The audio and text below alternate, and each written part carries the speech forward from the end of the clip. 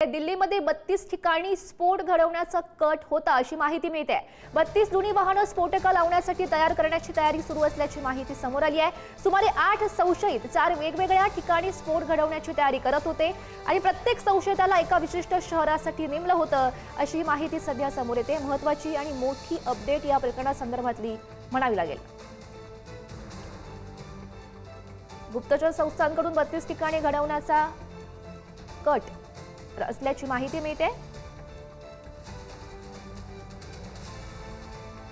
दहशतवादी 32 जुनी वाहनं स्फोटकांनी सज्ज असल्याची माहिती सध्या समोर येते। 8 संशयितांना 4 शहरात एकाच वेळी स्फोट घडवण्याचं काम सोपवलेलं होतं। आरोपींनी कटासाठी 20 लाख रुपये गोळा केल्याची सुद्धा माहिती मिळते। डॉक्टर मुझम्मिलचा संपर्क अंसार गजवत अल हिंदशी जोडला गेल्याची सुद्धा माहिती या प्रकरणासंदर्भातली समोर येते। खंडवाली गावात स्फोटकांनी भरलेली लाल इकोस्पोर्ट कार सुद्धा जप्त केली गेली आहे। 2023-24 मध्ये मिळालेली शस्त्र स्वतंत्र दहशतवादी गट तयार करण्यासाठी होती। तर या सगळ्या संदर्भातले महत्त्वाचे जे मुद्दे होते ते आपण ग्राफिक्सच्या माध्यमातून बघत होतो आणि या संदर्भात अधिकची माहिती जाणून घेऊयात। आमचे प्रतिनिधी शिवाजी काळे सध्या आपल्यासोबत आहेत। शिवाजी, या प्रकरणातली ही महत्त्वाची आणि मोठी आणि तितकीच धक्कादायक अशी अपडेट म्हणावी लागेल। अगदी दिल्लीमध्ये स्फोट करण्याचा हा प्लॅन आपल्या समोर येताना पाहायला मिळतोय। त्याच्यासाठी त्यांनी स्लीपर सेल देखील ऍक्टिव्ह केले होते का हे पाहणं महत्त्वाचं आहे, कारण 32 ठिकाणी जर स्फोट करायचा असेल त्यांच्यासाठी 32 माणसं शोधायचं काम त्या लोकांनी केलं असेल आणि हे लोक कुठे आहेत त्याचा तपास आता गुप्तचर यंत्रणा पोलीस तपास यंत्रणा करताना पाहायला मिळत आहे। सगळ्यात महत्त्वाचं म्हणजे दिल्लीच्या लाल किल्ल्यावरती त्यांना हा स्फोट करायचा होता।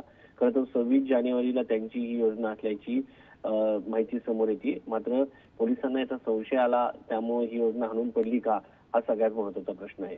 त्यानंतर त्यांनी 6 डिसेंबरला दिल्लीवर हल्ला करायचं योजना आखल्याचे समजते आणि मुझम्मिलच्या या अटकेमुळे ही योजना जी आहे आता उधळून लावण्यात आली आहे। त्यामुळे जी सध्या 8 आरोपींना अटक केली आहे त्याच्यातील त्यांचं कनेक्शन जे आहे ते तपासलं जात आहे आणि या तपासल्यामध्ये सगळ्यात महत्त्वाचं म्हणजे 6 दहशतवादी यातील डॉक्टर आहेत, त्या डॉक्टरांची तपासणी केलेली आहे, त्यांची चौकशी केलेली आहे आणि त्या चौकशीमधून ही माहिती समोर आलेली आहे। त्यांना नक्की काय करायचं होतं, त्याच्यामध्ये देशामध्ये घातपात करायचे होते, अनेक ठिकाणी बॉम्बस्फोट घडवून आणायचे होते, अशी त्यांचं प्लॅनिंग होतं। खास करून त्यांना अयोध्येमध्ये देखील अशाच पद्धतीने बॉम्बस्फोट घडवून आणायचे होते। 6 डिसेंबर यासाठी त्यांनी ती तारीख देखील निवडल्याचं समजतंय।